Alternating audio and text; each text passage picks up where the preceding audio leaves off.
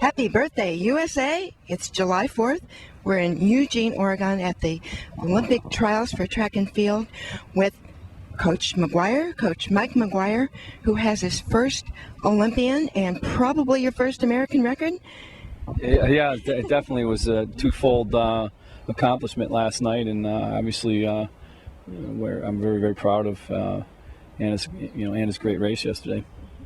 Well, let's talk a little bit about Anna's race from your perspective, and then we'll back up and talk about the program a bit. Well, I felt she was prepared. A combination of things led to the win and the American record. The conditions were ideal. We expected a fast pace, and the pace was fast and sustained through the race, and she responded. The plan was to move somewhere between 300 out and 500 out, which she did, and she just, she physically and mentally was ready for it, and everything else added up. The conditions were all there for that to happen. Well, it's really remarkable to watch her take off, and she looked like she was having a blast, like she was really relaxed. Well, yeah, I had a lot of comments on it, and she definitely was prepared, from the strength and from the speed end.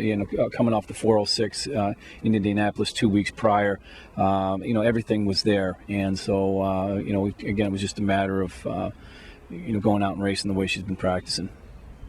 Well, Anna's part of a training group. In fact, you had 7 people who either got provisional times or who had been part of the University of Michigan program somewhere along the way.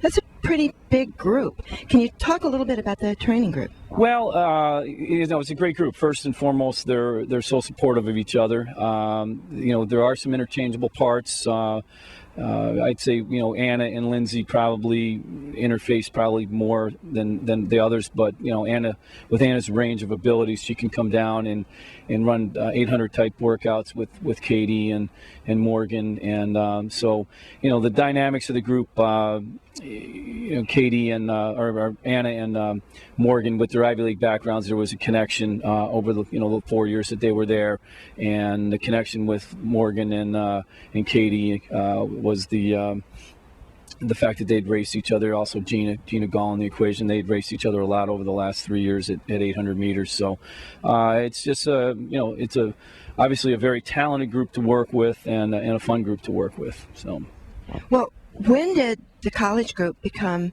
an elite training group? Was that 2004 when Lindsay was in the trials? Well, Lindsay got it started. In 2004 she was still she was still representing Michigan. Had to think for a minute. And then 05 was her first year as a post-collegiate and running for Reebok.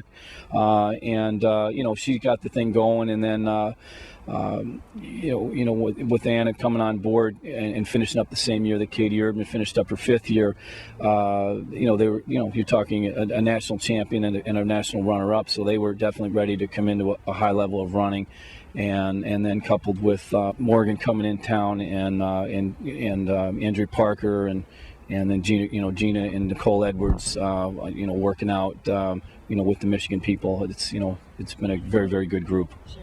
Well, now Gina's national champion this year, and is Morgan the first one who came from out of town after college to join your group?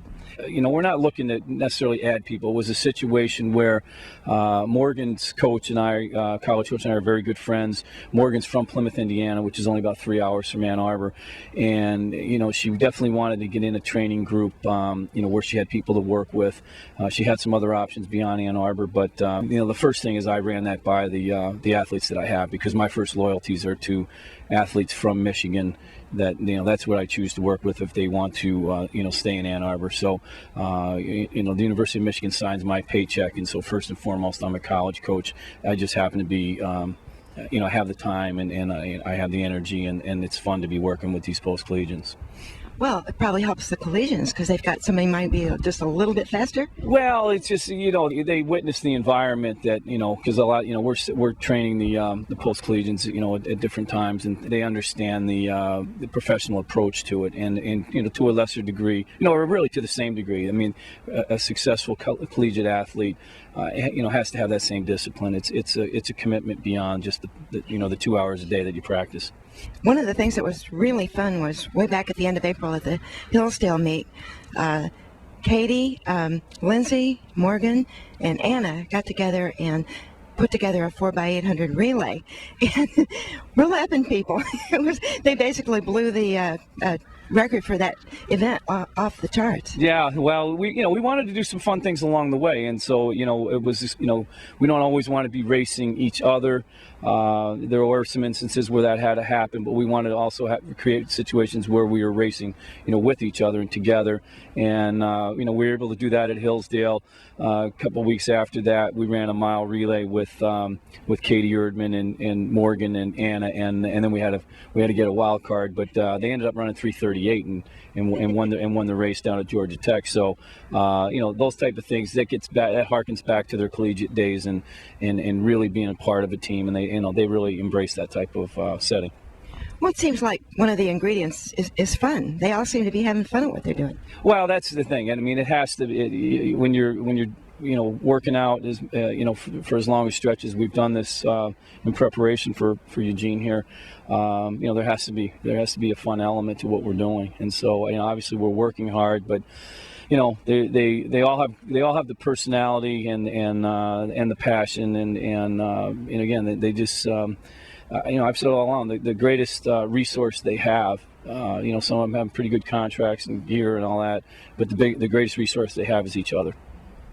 One of the things that I was thinking about on the way over here is now you've got an American record holder steeplechaser. Do you think you're going to get a lot of steeplechasers wanting to come to Michigan? From a recruiting standpoint for Michigan, you're not recruiting, with the exception of one state in the country, they really don't run the steeple at the high school level. So, it's more identifying people that might be prospects for that. But, again, I'm not looking to add necessarily anybody in the post-collegiate stable. I've got a pretty full plate with working with 15, 20, 25, Michigan student athletes plus the post collegians.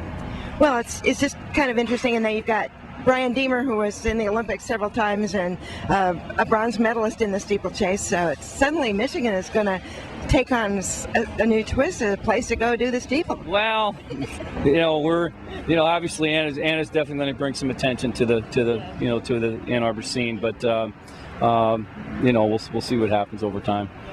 Well, you've got one more event left, women's 1500, and we really think that Lindsay and Morgan might be dark horses and have a shot at it. What do you think? They're both flying under the radar right now because the fact that they don't have the A standard, so they're being cast in a different light. But they looked great yesterday, and I thought they drew a pretty good heat today, and we'll just see what happens. I'm pretty confident they'll reach the final, and then we'll see what happens from there. Coach Mcguire, thank you very much for talking with us, and we look forward to seeing how Anna does in Beijing. Thank you very much. Glad to be here.